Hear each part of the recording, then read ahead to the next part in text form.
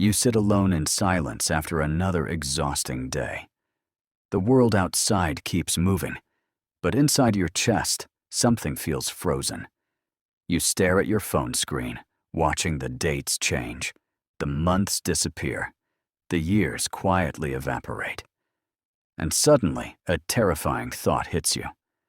What if your entire life is becoming a collection of delayed intentions? You keep telling yourself the same story. One day, you'll change. One day, you'll start the business. One day, you'll heal your body. One day, you'll finally become disciplined. One day, you'll live the life you constantly imagine before falling asleep. But listen carefully. One day is not a plan. It is the most dangerous psychological trap ever created. Because while you wait for the perfect timing, life continue without your permission. The clock does not slow down because you feel confused. Time does not care about your excuses. The ancient Stoics understood this brutal truth better than anyone. Marcus Aurelius knew that most people die mentally long before they die physically. They become trapped inside routines, fear, comfort, and endless hesitation. You wake up, you work, you scroll, you distract yourself, you sleep, and then repeat the cycle until your spirit becomes numb. Modern society profits from your passivity. It wants you entertained, distracted, exhausted, and dependent. Because distracted people never become dangerous. But today something changes. Today you stop negotiating with your potential. You must understand this deeply. Your future self is not coming to rescue you. The stronger version of you is built only through present action. Not motivation, not fantasy, not endless planning. Action. Even ugly action. Even uncomfortable action. Even imperfect action. Because the first step will always feel terrifying. Your mind will say, wait until you feel ready. But readiness is a myth. Confidence is built after action, not before it. The Stoics believed that courage is not the absence of fear. It is movement despite fear. So from this moment forward, stop asking, what if I fail? And start asking, what happens if I never begin? That question changes everything. Because one day you will realize the greatest pain in life is not failure. It is regret. The regret of becoming a spectator in your own existence. So today, you bury the word, someday. You destroy it completely, and you replace it with one sentence. I begin now. Most people are not exhausted because of work. They are exhausted because they are carrying emotional corpses everywhere they go. Old failures, old betrayals, old embarrassments, old versions of themselves. Your mind constantly replays memories that no longer exist. You relive conversations. You replay mistakes. You mentally argue with people who are no longer even present in your life. And every time you do this, you hand your power to the dead past. The Stoics saw this as self-inflicted suffering, because the past cannot be changed. Not with guilt. Not with anger. Not with overthinking. Yet people spend years emotionally chained to moments that are already gone forever. Listen carefully. Your past is information, not identity. You are not your worst mistake. You are not the failure that broke you 3 years ago. You are not the rejection that shattered your confidence. Those experiences happened, but they do not own you. Weak minds romanticize pain. Strong minds extract the lessons and move forward. That is the difference. When a painful memory appears, stop feeding it emotional energy. Observe it. Learn from it. Release it. Because every second spent living in yesterday steals energy from today. And today is the only place your power exists. Seneca warned that suffering becomes unbearable when imagination multiplies it. Most people are not suffering from reality. They are suffering from memory. The moment you stop demanding a different past, something extraordinary happens. Your mind becomes lighter. Your energy returns. Your focus sharpens. And suddenly, instead of drowning in emotional history, you begin building a future. You stop asking, "Why did this happen to me?" And you begin asking, "What can this teach me?" That mindset transforms pain into wisdom. So today, release the dead weight. The past has already taken enough from you. Do not let it steal your future too. Most people are not living authentically. They are performing. Performing for family. Performing for friends. Performing for strangers online. Performing for people who barely think about them. You hide your real ambitions because you fear judgment. You silence your voice because you fear criticism. You shrink your personality to fit inside social acceptance. And without realizing it, you become psychologically enslaved. The Stoics considered this one of the greatest weaknesses of the human mind. Epictetus taught that if you want to improve yourself, you must become comfortable being misunderstood. Read that again. Because the moment you stop needing external approval, your life changes permanently. Most people are terrified of looking foolish, but every great transformation begins with temporary embarrassment. The beginner looks awkward. The entrepreneur fails publicly. The disciplined person becomes obsessed. The ambitious person gets called unrealistic. Let them talk. The crowd criticizes what it secretly fears. And many people will attack your growth because your discipline exposes their excuses. But understand this clearly. Their opinions do not define your value. You were not born to spend your entire existence managing other people's perceptions. That is not freedom. That is emotional imprisonment. When you stop seeking permission from the world, you become dangerous.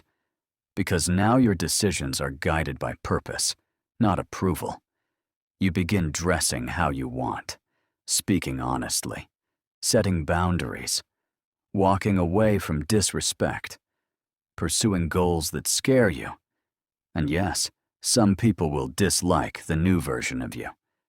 That is fine. Growth often feels offensive to people committed to staying the same. The lion does not pause to explain itself to sheep. So stop asking the crowd who you should become. Ask yourself instead, what kind of life would make me proud before I die?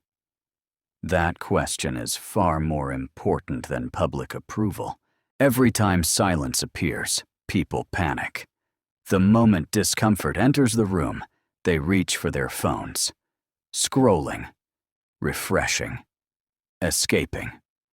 Modern distraction has become digital anesthesia. People are no longer alone with their thoughts.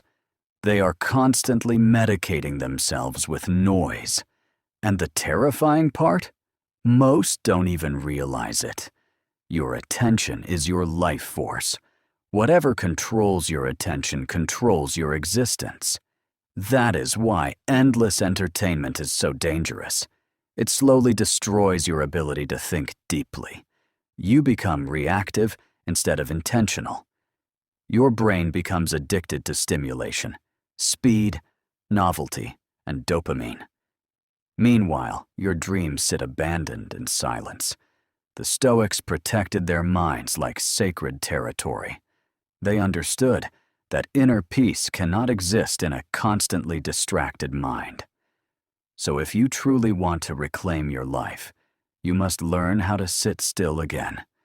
No music, no scrolling, no endless consumption. Just you and your thoughts. At first it feels uncomfortable because distraction was hiding unresolved emotions. But eventually something powerful happens. Your mind becomes clear. Your focus sharpens. Your creativity returns.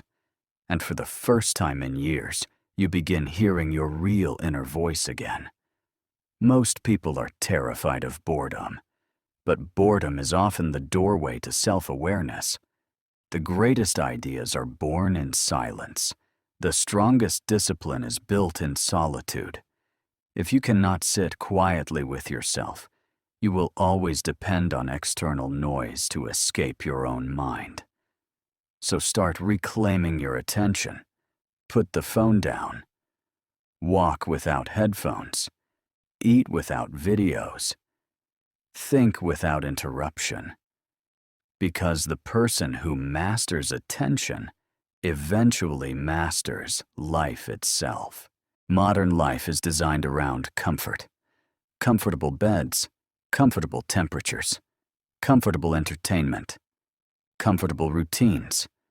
And slowly, comfort weakens people.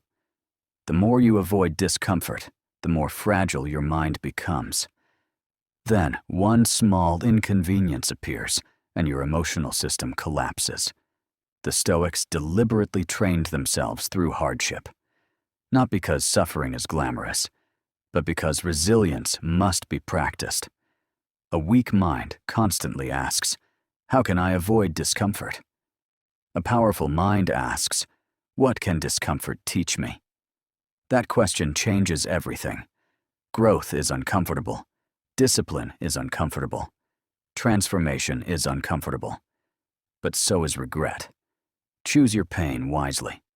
Take the cold shower. Wake up early. Train when you feel lazy. Have the difficult conversation. Walk away from toxic comfort zones. Every time you voluntarily choose difficulty, you send a message to your subconscious. I can handle hard things. And that belief becomes psychological armor. Eventually, life stops intimidating you, because you already trained yourself to face discomfort willingly. The strongest people are not fearless. They are simply familiar with hardship. While others collapse under pressure, disciplined minds stay calm, because they have already suffered voluntarily in smaller ways. The person addicted to comfort becomes weak. The person who embraces challenge becomes unstoppable. So stop asking for an easier life. Build a stronger mind instead. One of the most destructive habits in modern life is blame. People blame their parents, their childhood, their boss, the economy, their circumstances. And maybe some of those things truly hurt you. Maybe life has been unfair. But here is the brutal truth. Blame never builds power. The moment you place responsibility outside yourself, you surrender control over your future. The Stoics believed radical ownership creates freedom, not because life is fair, but because responsibility creates action. Victim thinking creates paralysis. Powerful people ask, "What can I do now?" Even in terrible conditions, especially in terrible conditions. Because strength begins the moment excuses end. You may not control what happened to you, but you control your response. That is where your power lives. Weak minds wait for rescue. Strong minds become their own rescue. The world owes nobody success, nobody discipline, nobody peace. Those things must be built internally. So stop rehearsing your pain story every day. Stop introducing yourself through suffering. Stop feeding the identity that keeps you stuck. Your scars are real, but they are not your throne. Take responsibility for your healing, your habits, your future. Because the moment you fully own your life, you stop being powerless. And that moment changes everything. There is one truth most people spend their entire lives avoiding.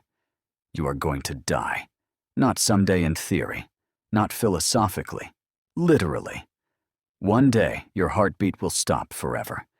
And suddenly, all the distractions, fears, social approval, excuses, and delays will become meaningless.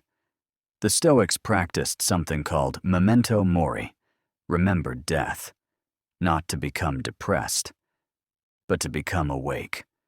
Because when you truly understand life is temporary, your priorities become crystal clear. You stop wasting years pretending to be someone else. You stop tolerating meaningless existence. You stop delaying your purpose. Mortality creates urgency, and urgency creates action. Most people live as if time is infinite. That is why they procrastinate their dreams. But your days are numbered. Your energy is limited. Your life is temporary.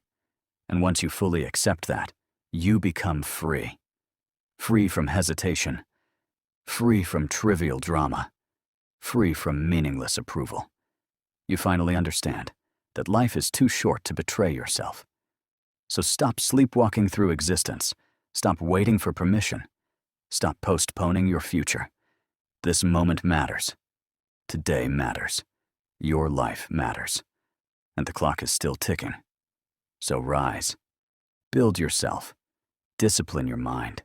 Guard your attention. Protect your energy. And live with intention before the final silence arrives. Because in the end, the greatest tragedy is not dying. The greatest tragedy is never truly living at all.